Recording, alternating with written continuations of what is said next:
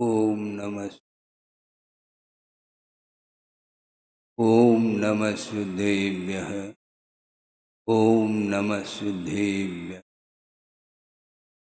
अहिंसा परमो धर्म की, महावीर भगवान की। प्रातः स्मरणे परम पूजाचार्य गुरुवर श्री विद्यासागर मुनि महाराज की।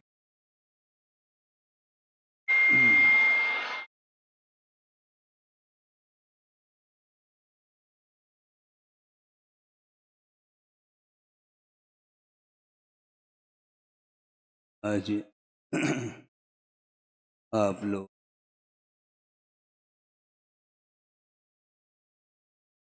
15 अगस्त आपको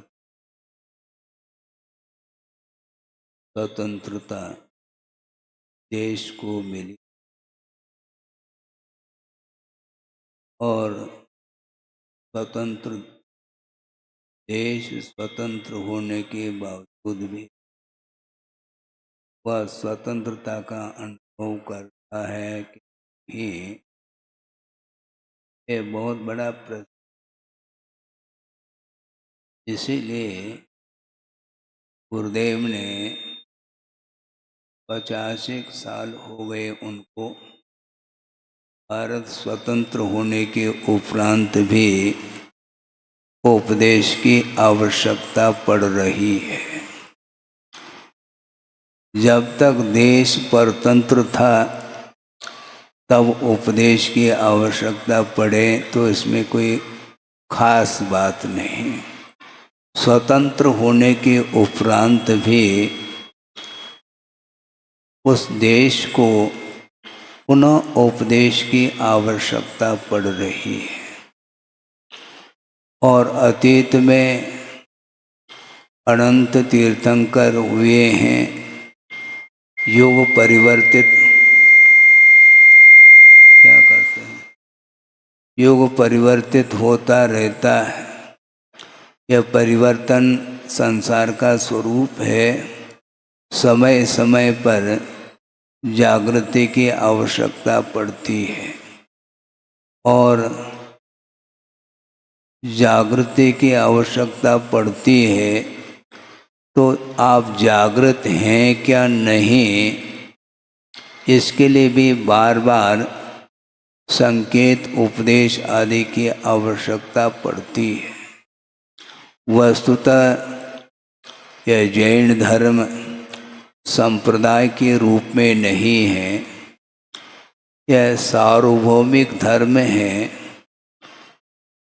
क्योंकि सूर्य उदित होता है और धरती को प्रकाशित कर देता है,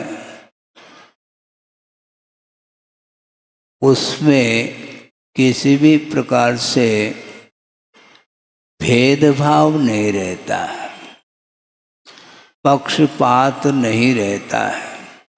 इसी प्रकार नदी बह रही है, कोई भी व्यक्ति आकर के स्नान कर लेता है, जलपान कर लेता है, उसमें किसी भी प्रकार से कोई भेदभाव देखने को नहीं मिलता है।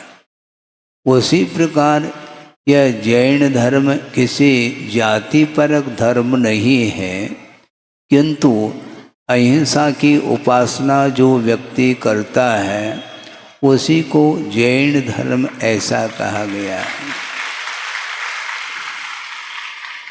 वस्तुतः संसारी प्राणी युद्ध करने के लिए खड़ा हो जाता है और एक दूसरे को परास्त करने की बात करता है, तो आचार्य कहते हैं एक दूसरे को परास्त करने की अपेक्षा जो आत्म तत्व परतंत्रता का अनुभव कर रहा है, पराधीनता का अनुभव कर रहा है, उसको स्वतंत्र बनाने के लिए वस्तुतः अपने ही अज्ञान दशा में जो कर्मों को अर्जित किया है पापमय परिणाम के द्वारा, इसलिए उन पापमय परिणामों को ही शत्रु के रूप में स्वीकार कर लेना चाहिए और अपने आत्म तत्व की ओर दृष्टि रखने से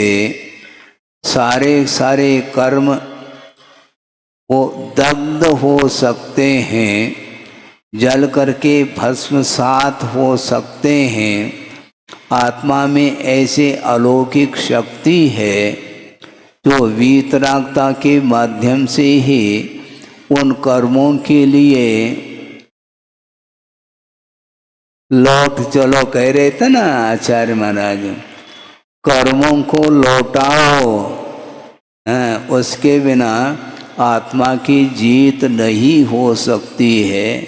अनंत काल से आत्मा का पराभव होता चला जा रहा है। हम दूसरे को जीतने की बात करते हैं, किंतु जो इंद्रियों को जीतता है, कर्मों को जीतता है, उसका नाम जन कहा है। और जन के जो अनुयायी होते हैं, जनेंद्र भगवान के जो उपासक होते हैं, उन्हीं को जैन यह संज्ञा प्राप्त है। इसलिए भारत स्वतंत्र हो गया है, और स्वतंत्र हो गया है तो भारत स्वतंत्र है तो भारतीय भी स्वतंत्र है, क्योंकि स्थान विशेष का नाम नहीं है। जहाँ पर जो जीव रहते हैं उन जीवों की ओर ही दृष्टि को रखते हुए उपदेश किसी स्थल विशेष के लिए नहीं मिलता है, किंतु उपदेश सुनने का जो पात्र होता है उसी के लिए उपदेश दिया जाता है। वस्तुतः उपदेश देने का निषेध नहीं है, किंतु उपदेश सुनने की पात्रता जिसके अंदर नहीं है उसके पीछे पड़ने की अपेक्षा से जिसका जीवन अहिंसा के प्रति समर्पित है उसको एक छोटा सा भी संकेत पर्याप्त हो जाता है। गुरुदेव का बार बार कहना है कि हमें माइक को हिलाना नहीं, माइंड को हिलाने की आवश्यकता है। हम माइक हिला रहे घंटों घंटों तक। आचार्य कहते हैं माइक को हिलाओ नहीं, क्योंकि माइक के सामने बोलने के बाद भी एक भी शब्द को यह माइक अपने पास रखता नहीं। और जो माइंड वाले होते हैं उनके पास वो शब्द रुकते हैं, क्योंकि शब्द एकमात्र माध्यम है आत्म तत्व तक पहुंचने के लिए। अथवा अहिंसा का क्या स्वरूप है, उस स्वरूप तक पहुंचाने में एकमात्र शब्द ही सहायक शुद्ध होते हैं। इसलिए हमें शब्दों में उलझना नहीं, क्योंकि जहाँ पर उलझन है वहीं पर संसार है, और संसार में अनंत काल से संसारी प्राणी उलझता आया है।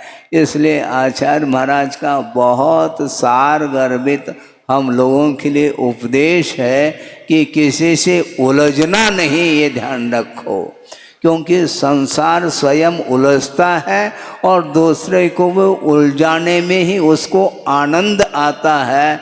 इसलिए आत्मा का आनंद लेने का हमें पुरुषार्थ करना चाहिए। शारीरिक और मानसिक जो आनंद होते हैं वे पराधीनता को लिए हुए होते हैं। आत्मिक जो सुख उत्पन्न होता है उसमें स्वाधीनता का अनुभव होता है। इसलिए प्रत्येक व्यक्ति पराधीन होकर के संसार में जी रहा है, उसको स्वतंत्रता का बोध हो, स्वाधीनता का बोध हो, इसके लिए बार बार गुरुदेव प्रयासरत रहे। एकाकी होकर के उन्होंने विश्व को प्रकाश दिया है। अब उन्होंने जब प्रकाश दिया है तो मैं किसको प्रकाश देऊं? अब उनके प्रकाश में ये पंचम काल के अंत तक यह प्रकाश कभी भी समाप्त नहीं होगा, ये ध्यान रखो। यह 24 घंटे के लिए सूर्य उदित हो करके अस्ताचल की ओर चला जाता है, दिन अस्त हो जाता है तो पुनः घनघोर वह अंधकार छा जाता है। किंतु गुरुदेव कौन है? वह सूर्य नहीं, वो दिनकर नहीं, ये ध्यान रखो। क्योंकि दिनकर उसको बोलते हैं जो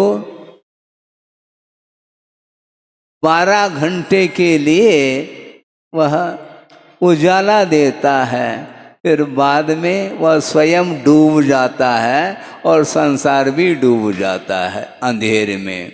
इसलिए गुरुदेव सूर्य नहीं किंतु रत्न दीपक है, ये ध्यान रखो।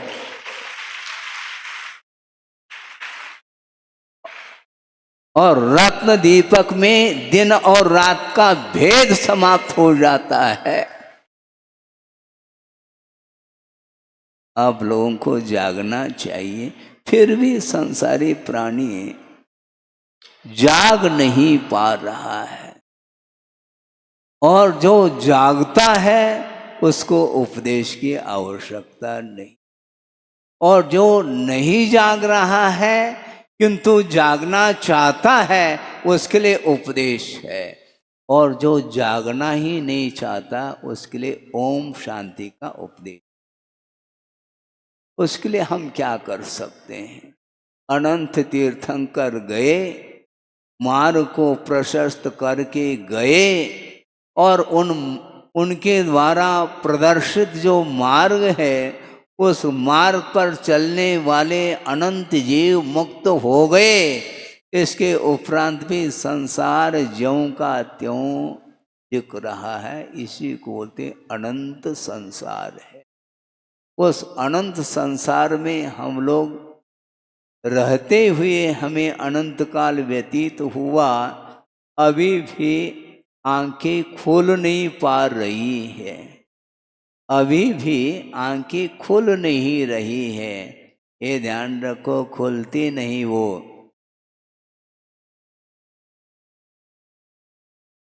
फूल होता है वह खिलता है क्या? नहीं है। कली है वह समय पर कली खिलती है, किंतु कागज की हो तो है। कागज की यदि कली है, ना आज खिलेगी ना कल खिलेगी, वो खिलेगी नहीं, उसको खिलाया भी नहीं जा सकता, ये ध्यान रखो। क्योंकि उसके अंदर योग्यता नहीं, वह जड़ वस्तु है। इसलिए आप लोग चेतन हैं और स्वस्थ चेतन की बात गुरुदेव कर रहे हैं, क्योंकि सभी लोग पेशेंट है, अस्वस्थ हैं। हाँ, मैं भी अस्वस्थ हूँ, ये ध्यान रखो, घबराओ नहीं, क्योंकि मुझे भी उन्होंने ही स्वस्थ बनाया है। हाँ। आप लोग कहें महाराज हमारे लिए मार्ग प्रशस्त करो, फिर वही बात, मार्ग अप्रशस्त नहीं, उन्होंने प्रशस्त किया है, और चल करके प्रशस्त किया, ये ध्यान रखो, मात्र बता करके नहीं। उपदेश के माध्यम से उन्होंने मार्ग को प्रशस्त नहीं किया, क्योंकि उपदेश देने वालों की संख्या कम नहीं है दुनिया में। अपने कला को प्रदर्शित करने के लिए कई व्यक्ति खड़े हो सकते हैं मंच पर, किंतु मंच पर खड़े होने की आवश्यकता नहीं। किंतु क्या करना है? मंच पर नहीं खड़े होना, किंतु गुरु के सामने अथवा प्रभु के सामने खड़े हो जाओ तो मंच की कोई आवश्यकता नहीं पड़ेगी, ये ध्यान रखो। मंच क्या वस्तु? मंच कोई वस्तु नहीं, प्रपंच कोई वस्तु नहीं है। प्रपंच का अर्थ ही संसार होता है। इसलिए संसार से मुक्त होना चाहो तो आप लोगों को कई बार 15 अगस्त को मनाना पड़ेगा, ये ध्यान रखो। क्योंकि 15 अगस्त को मनाते समय निश्चित रूप से गुरुदेव की ध्वनि प्रसारित होगी, और उनकी ध्वनि के सामने हमारी कौन सी ध्वनि है? हमारे पास कौन से शब्द हैं? हमारे पास कौन से भाव भंगिमा हैं?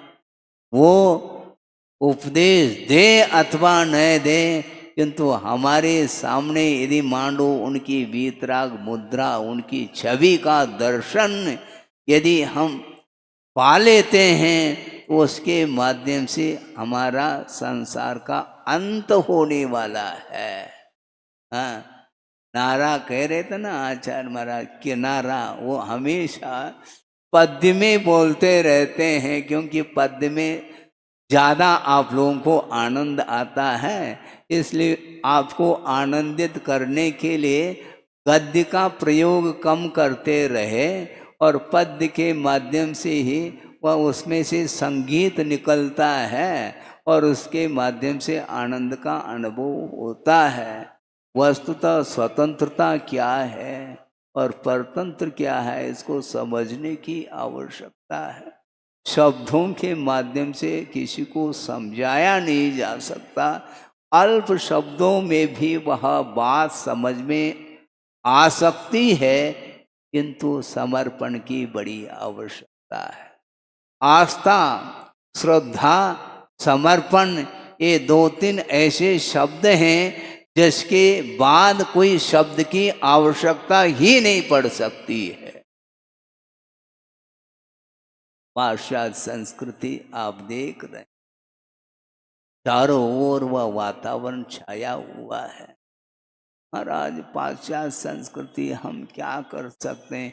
ये ध्यान रखो, बाजार में कोई भी वस्तु बेचने के लिए कोई भी व्यक्ति ला सकता है, किंतु ग्रहण करना और नहीं ग्रहण करना, ये इसमें परतंत्रता है क्या? ये इसमें स्वतंत्रता नहीं है क्या? बाजार में जहर भी बिक सकता है, किंतु पीना और नहीं पीना, इसमें स्वतंत्रता नहीं है क्या? या इसमें भी परतंत्रता है? गलत बात है, ऐसा नहीं। ग्रहण करना और नहीं ग्रहण करना अपने स्वाधीन है, इसमें किसी की कोई बाध्यता नहीं हो सकती। बाध्य करने वाला व्यक्ति संसार में यहाँ पर उपदेश का पात्र नहीं बन सकता। इसलिए उपदेश आचार्य महाराज का बार बार कहना है, उपदेश नपे तुले शब्दों में करें।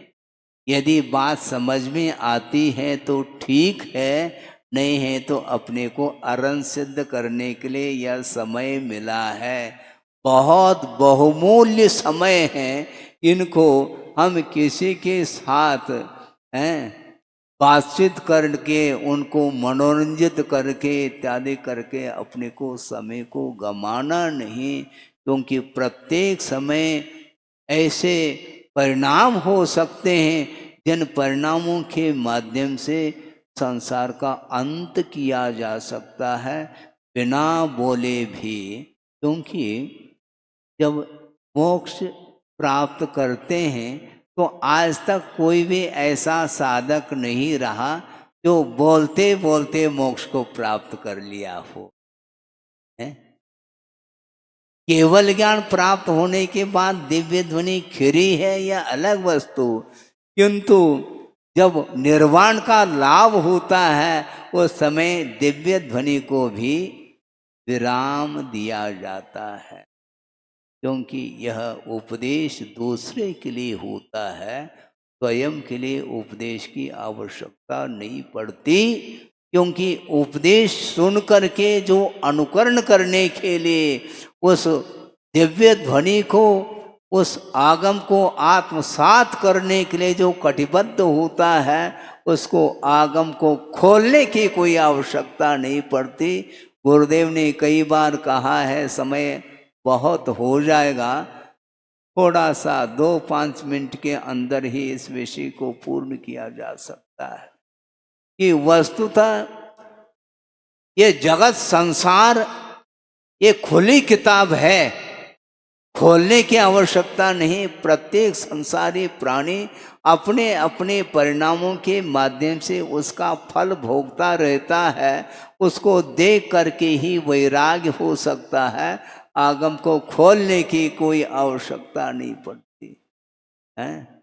वर्तमान में पशुओं की क्या दशा हो रही। पशुओं के लिए कोई प्रबंध नहीं और आप लोगों के लिए प्रबंध ही प्रबंध है और प्रबंधकारिणी कमेटी और है। सोचो विचार करो, उनके लिए कौन सी कमेटी है, कौन सा प्रबंध है, सोचने की बात है? वो सार में बंदी गैया है, पशु सार में बंदी है, लेकिन उसमें भी सार सार लेती है। ध्यान रखो। आप देते क्या उसको?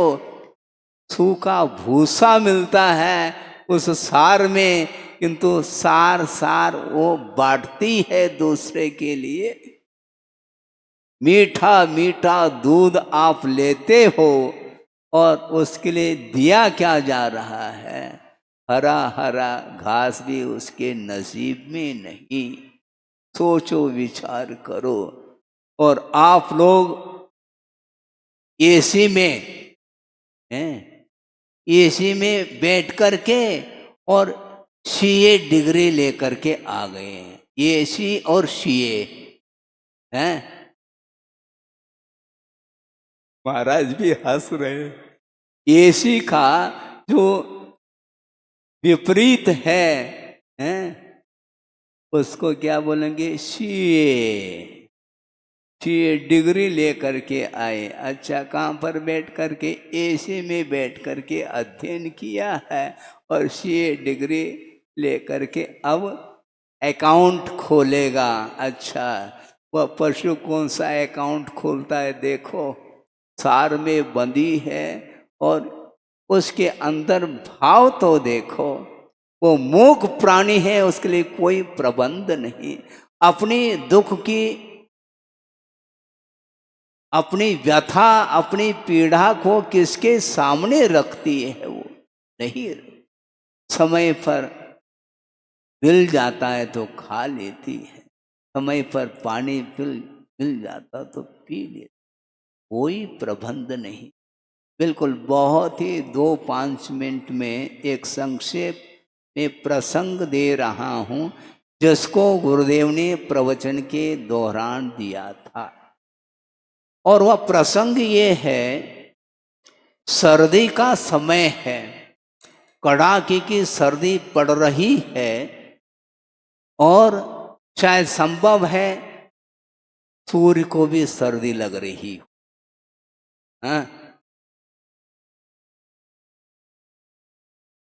बादल छाए हैं, एक किरण भी सूर्य प्रकाश धरती तक पहुंच नहीं पा रहा है।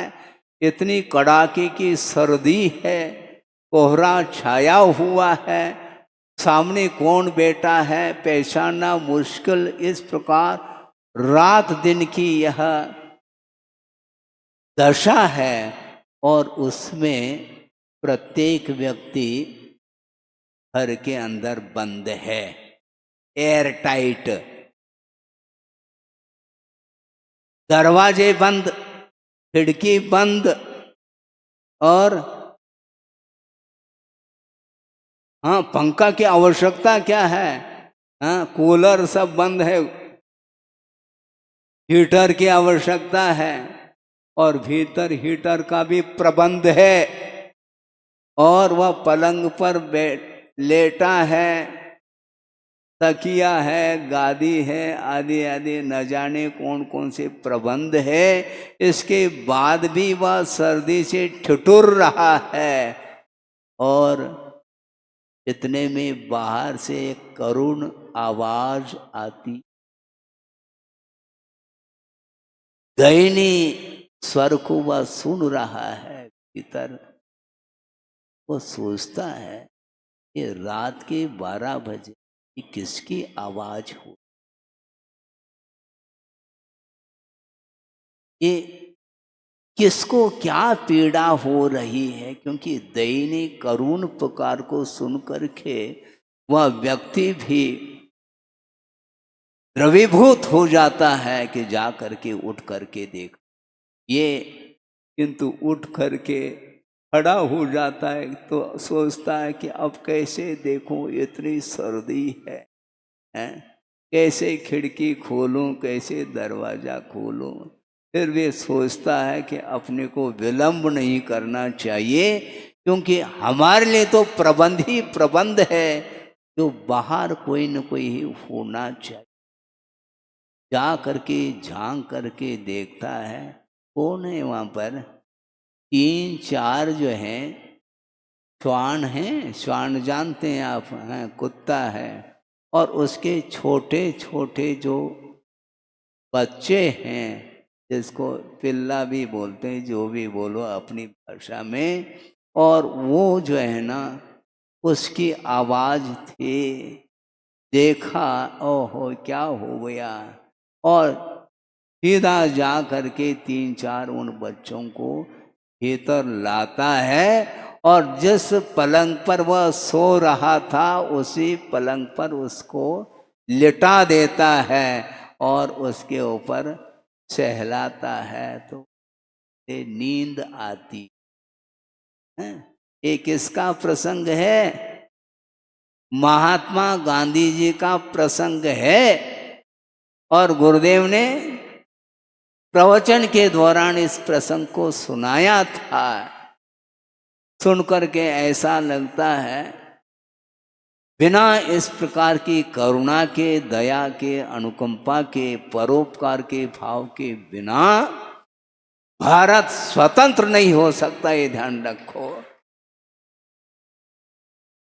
और भारत स्वतंत्र होने के बावजूद भी संसारी प्राणी की क्या दशा हो रही। भाई भाई के बीच में द्वंद्व छिड़ सकता है, पति पत्नी के बीच में जो है द्वंद्व छिड़ सकता है, पिता पुत्र के बीच में हो सकता है। ये सारा सारा दृश्य देख करके ऐसा लगता है कि क्या हो गया भारत को। भारतीय लोगों, आप भारत के हैं क्या बाहर के आकर के बसे हैं यहाँ पर? सोचो, विचार करो। महाराज हम इतई के हैं, ठीक है, अर्थात भारतीय हैं आप, बहुत अच्छा है, आपका बहुत सासे पुण्य का उदय है। यदि मान लो विदेश में जन्म लेते तो तुम्हारा क्या होता है? विदेह में जन्म लेने तो बहुत अच्छा था, किंतु विदेह में जन्म नहीं ले कोई बाधा नहीं, किंतु जिस देश में गुरुदेव का जन्म हुआ और जिस युग में जन्म हुआ उस देश और उस युग में हम और आपका जन्म हुआ है। जन्म को यदि सार्थक सिद्ध करना चाहो तो बगल में बैठे हैं कौन है? आपने कहा था ना, पुराना नाम स्वतंत्र है, उन्होंने जीवन को सार्थक सिद्ध किया है, और उनके लिए प्रशस्त आशीर्वाद गुरुदेव का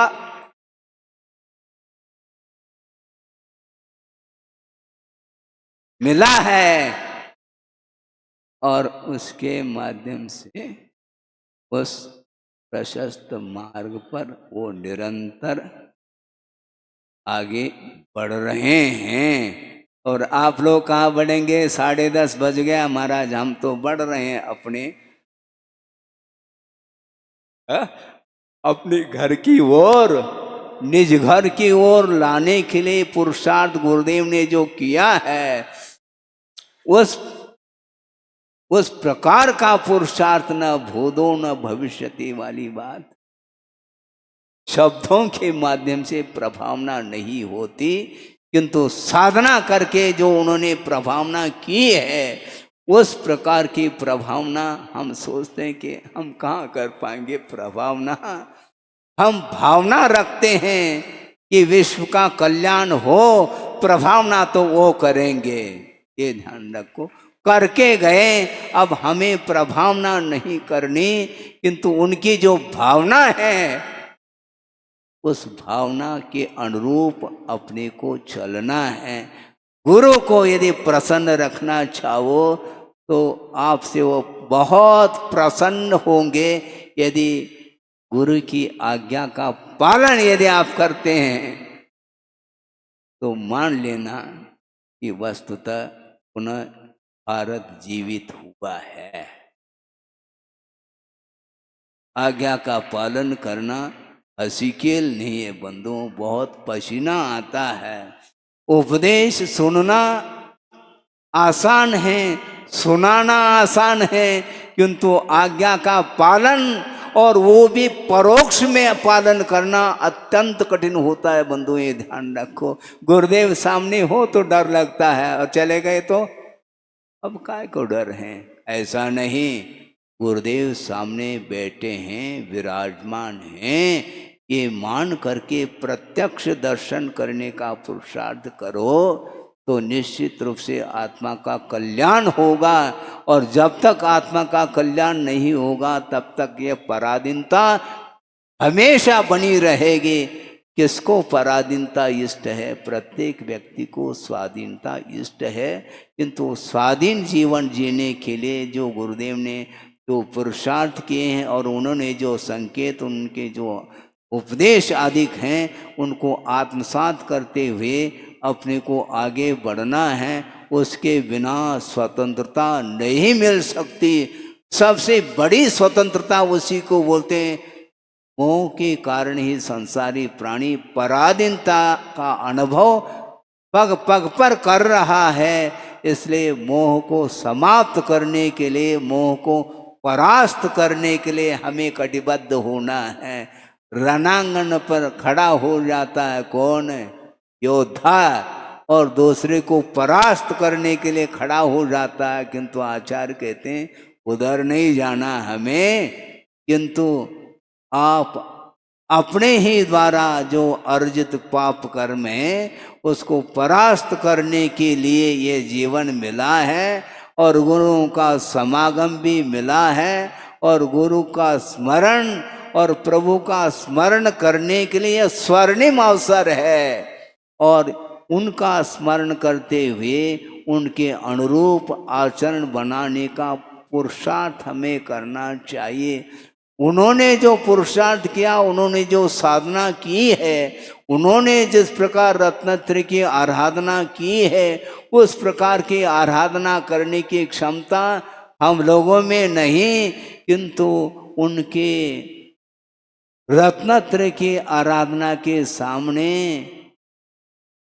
1% नहीं, अनंतवा अंश भी हम अनुकरण कर लें तो जीवन निहाल हो उठ सकता है, खेल नहीं है। क्या उन्होंने साधना की हुई। आचार्य ज्ञान सागर जी महाराज को पल पल प्रति समय स्मरण करते हैं, और केवल खाली स्मरण नहीं करते, उनके अनुरूप वो चलते चले गए। उसी प्रकार चलने के लिए उन्होंने हम लोगों को जागृत किया है और दिया दे दिया। इस प्रकार अभी आपने सुना था। इसलिए दिया जब उन्होंने दे दिया तो हम क्या दे सकते हैं आपको? हमें देना कुछ भी नहीं है। आशीर्वाद भी उनका मिलेगा, और आपके लिए भी मिल रहा और हमारे लिए भी मिल रहा है। सब लोग पेशेंट है, सब अस्वस्थ हैं, मैं भी और आप भी, ये ध्यान रखो। और एक ऐसे वैद्य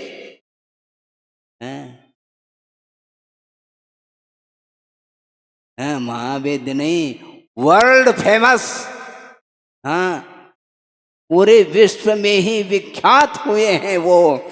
उनके सामने हम क्या नब्ज देखेंगे, हम क्या नाड़ी देखेंगे? हमें नाड़ी नहीं देखना, उनके हाथ में नाड़ी देने की आवश्यकता है, ध्यान रखो। हाँ, हमें वही करना है, निरंतर उनका आशीर्वाद, उनका वरद हस्त हम लोगों के लिए मिलता रहे, मिलेगा। और उनको स्मरण करेंगे तो स्मरण करने के पहले ही उनका आशीर्वाद आ जाता है, ध्यान रखो। इसलिए ज़्यादा नहीं कहते हुए ये स्वतंत्रता दिवस मनाने के लिए आप लोग एकत्रित हुए, बहुत अच्छा लगा। आपने 1-1.5 घंटा लगभग देखा और सुना, और शायद आपको जितना आनंद नहीं आया होगा उससे भी ज़्यादा मुझे आनंद आया है।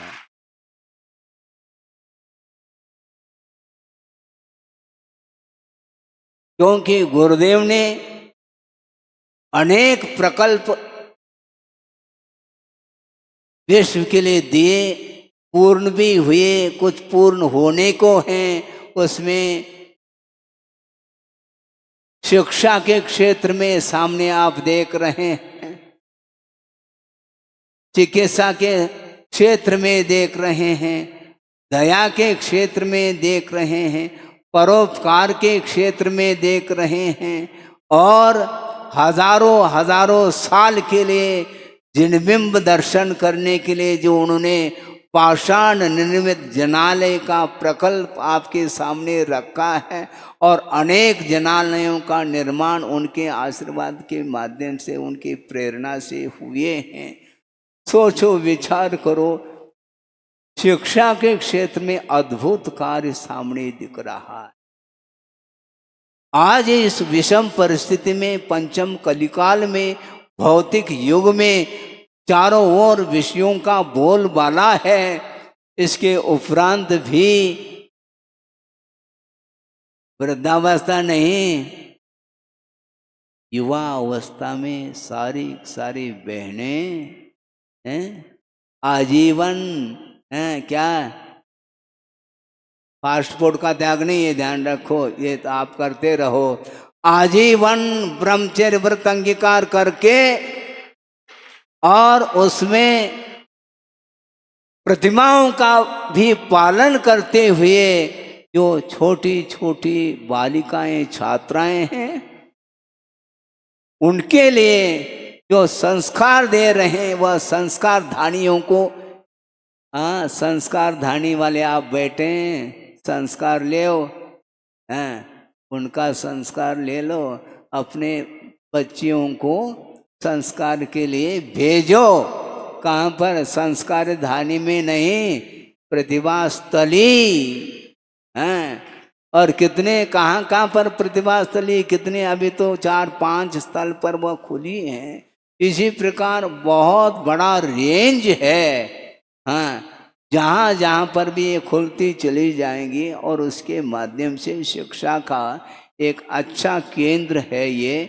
इसमें मात्र लौकिक शिक्षा नहीं मिलेगी, क्योंकि लौकिक शिक्षा में, शिक्षा के लिए अनेक यूनिवर्सिटी, कॉलेज, स्कूल आदि खुले हुए हैं, किंतु वहाँ पर अहिंसा का संस्कार नहीं मिल सकता, अहिंसा का बोध नहीं मिल सकता। वहाँ पर जा करके सब स्वच्छंद हो करके सारे अध्ययन करने के लिए गए हैं बच्चे आप लोगों के, किंतु अध्ययन नहीं हो पाता, और स्वच्छंद हो करके मोबाइल आदि के माध्यम से नैतिक पतन होता हुआ गुरुदेव ने देखा, और देखा नहीं गया, इसलिए उन्होंने सोचा अब बिल्कुल अच्छे तरीके से कदम उठाना चाहिए, जो आगे पंचम काल के अंत तक यह परंपरा चलती रहे। इस पवित्र भावना के साथ उन्होंने प्रतिभा स्थली को खोला है, और ये प्रतिभा स्थली देख करके मन गदगद हो जाए।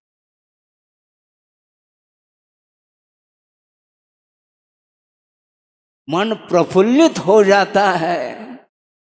और केवल अकेले होकर के, ध्यान रखो, समूह के द्वारा कोई भी प्रभावना करना बहुत फिर भी आसान है, किंतु अकेले एक, उन्होंने सोचा अकेला ही पैदा होता है, अकेला ही जाता है, और हमें अकेला होकर के करना है। भविष्य में करने वाले तैयार होंगे, किंतु मुझे तैयार होना है, इस प्रकार सोच विचार करके अकेले निकल पड़े। तहाँ से जहाँ थे वहाँ से निकल पड़े, दोबारा उधर झांक करके देखा नहीं उन्होंने।